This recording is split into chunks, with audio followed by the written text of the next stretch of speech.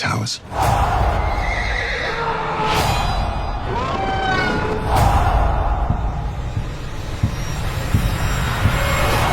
There'll be no doubt who the gods have chosen to rule.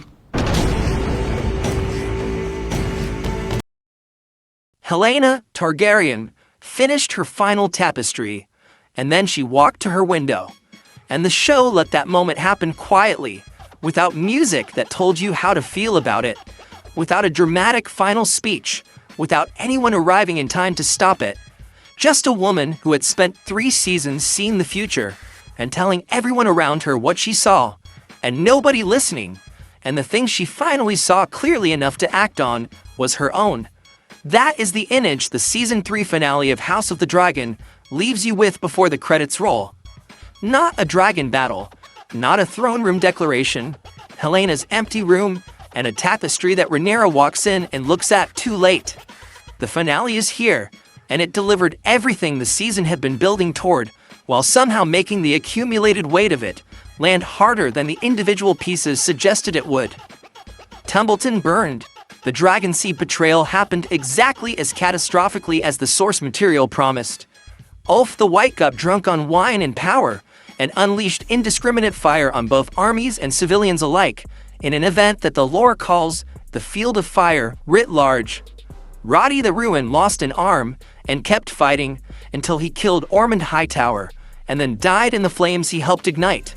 Hugh Hammer's wife died in the crossfire that the war he joined created, and Rhaenyra stood on Aegon's hill and told the small folk she was the chosen one, while her own council looked on in horror at the specific lies she was weaving into her divine mandate.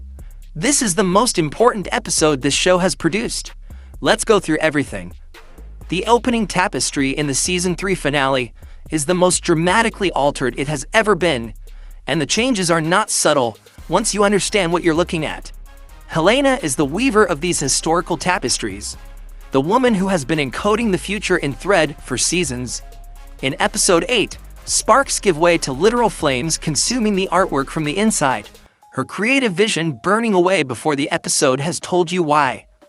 Earlier in the season, the title sequence showed 6 dragons flying with Rhaenyra toward Aemond and Vhagar. The erosion of Rhaenyra's dragon advantage made visible in the opening credits, rather than an exposition. The Butcher's Ball gets a new close-up.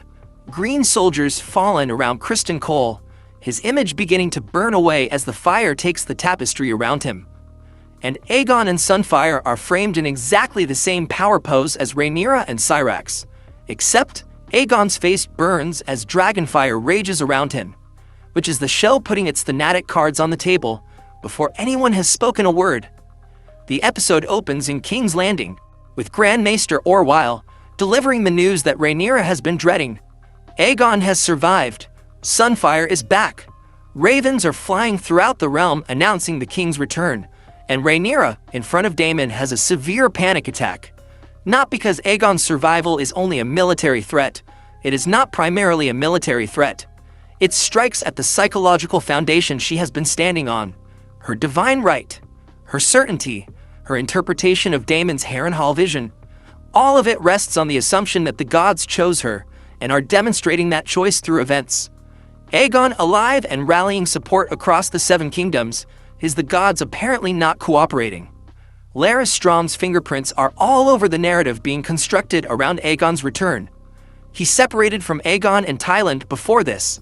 He had his own plans, his own survival calculations, but the political move of framing Aegon as a miraculously resurrected king is exactly his kind of work. Larys knows Rhaenyra would execute him if she caught him. He knows Aemond despises him. Engineering a narrative that makes Aegon seem touched by divine favor is the only play that keeps him relevant and protected.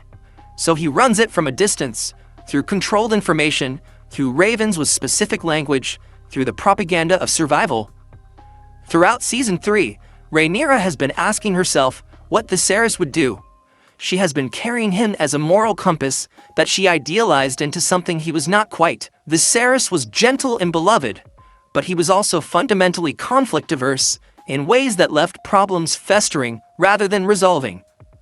His reign was peaceful primarily because he inherited a stable world built by Jaehaerys the Conciliator, and then avoided confronting any of the structural tensions his own choices created. Rhaenyra is now discovering the distance between the father she remembered and the leader she needed him to have been. Unable to reconcile those two things, her grief has curdled into rage, and rage in a woman with dragons is extremely dangerous. Her fracturing inner circle in this episode happens rapidly and with a specific logic. Baela questions her about Corlys, who was seized by green forces after leaving King's Landing, because Rhaenyra refused to legitimize his sons as Velaryons. A political failure, Baela correctly identifies and states plainly. Rhaenyra responds with a line that tells you everything about where her head is. Insolence runs in your blood. She is not engaging with the substance of the critique. She is rejecting the person making it by association with their bloodline. That is not a queen governing. That is a queen who has stopped tolerating dissent. Alan at the docks, introducing himself as Corlys's eldest son and the once and future Lord of the Tybes, the Arthurian phrasing there is deliberate, and the show knows exactly what it's doing with it.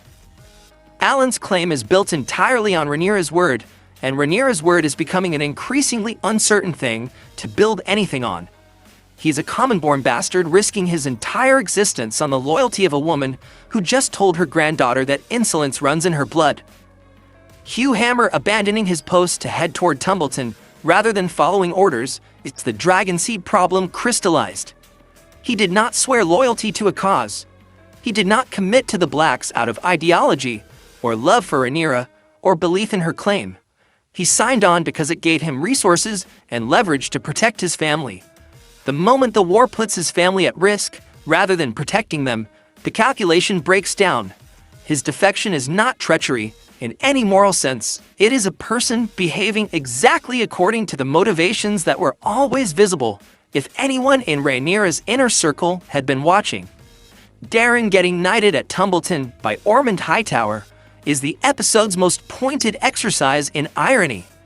Aemond makes Daemon swear the chivalric oath: protect the weak, defend women and children, fight honorably. This man, who is holding an entire town of innocent civilians hostage, who ordered the execution of an innocent man for defending a woman, who was about to line the city walls with terrified young children as human shields. The gap between the oath spoken and the reality enacted in the same episode is so large that the show is not being subtle about the moral bankruptcy of the Green Campaign's leadership. Daemon the Daring is a title being given by someone who has abandoned every principle it implies. The banishing of Mysaria is where Rhaenyra's transformation becomes irreversible. Mysaria was the last remaining voice in her inner circle, advocating for Viserys' vision of a reign that the small folk could believe in. She was the one who understood the political cost of ignoring the people in the streets. By sending her to Pentos on the Mermaid's Kiss, the Valyrian ship referenced specifically in Fire and Blood, Rhaenyra formally turns her back on the populist foundation that might have saved her throne. And Mysaria, stripped of power and position, does exactly what any pragmatic survivor in Westeros would do. She immediately becomes an informant for whoever can use what she knows. The forced feeding of Helaena is the scene that will define how history judges Rhaenyra in the audience's minds. When Helaena refuses to eat and speaks instead about a summer beetle, about the quiet beauty in the natural world that people with power never pause to see, and Rhaenyra responds only with coercion and the reminder that she can be compelled as her queen. That is the moment the show asks you to fully reckon with what this character has become. She is not a villain in the sense of having chosen cruelty. She is a person whose grief and fear and certainty have closed off every avenue of self-examination. Helaena is not an obstacle or a resource to her anymore. She is a means to information. And that reduction is what the show has been building toward across 3 seasons of their relationship. Rhaenyra's visual transformation in the armor of the self-designated Chosen is the external made internal, made external again. Dark chainmail hood, scale armor, eye makeup reminiscent of Valyrian blood ritual. She has decided that Westeros views womanhood as weakness, and she is stripping away every traditional visual marker of femininity in response. She is not becoming something new. She is becoming what she believes the game requires her to become. And the people watching her do it, Torhen Manderly, Grand Maester Orwyle, are looking on in horror, because they understand that what she is becoming has no mechanism for self-correction. At Harrenhal, Alice Rivers finally gives us what the show has been teasing since she first appeared. She was present during Aegon's conquest. She was there when Harrenhal was built and subsequently burned by Aegon the Conqueror. She has been bound to this castle through dark magic since she lost everything she had. Cursed with a form of immortality that is punishment rather than gift. Her references to things in the forest touch on the children of the forest and the green men of the Isle of Faces, the oldest magical traditions in Westeros that predate the Andals and the First Men, and almost everything the realm has since built over those foundations. Aegon arriving at Harrenhal on Sunfire to confront Aemond is the episode's most unexpectedly human scene. Aemond asks for forgiveness. Aegon refuses but does not raise his hand. He needs Aemond. He needs Vhagar. Larys Strawn's harsh truths about Aegon's past cruelty have apparently done something. Not transformed him, not redeemed him, but cracked open enough of a gap that he can recognize pragmatic mercy as different from weakness. He refuses forgiveness while choosing not to take revenge. That is not a good man. It might be the beginning of a less catastrophically bad one. The High Septon's execution is the point of no return for Rhaenyra's religious standing, and she knows it before she gives the order. When the High Septon refuses to anoint her and says his gods do not deal in dragons, he is also warning her about the starry sept of Old Town and the organized religious opposition that anointment from the Old Town hierarchy would have neutralized. She responds by having him killed on the steps of the Grand Sept. Alan, raised in the faith of the Seven, a man who believed in those gods before he believed in anything else, carries out the order and is visibly broken by it afterward. He has crossed a line that he cannot uncross, and he knows it. The speech on Aegon's Hill is where Rhaenyra takes the most reckless gamble of her reign. She publicly reveals the Song of Ice and Fire prophecy, the secret that Viserys guarded carefully, that has been passed from king to king as a burden too large for common knowledge.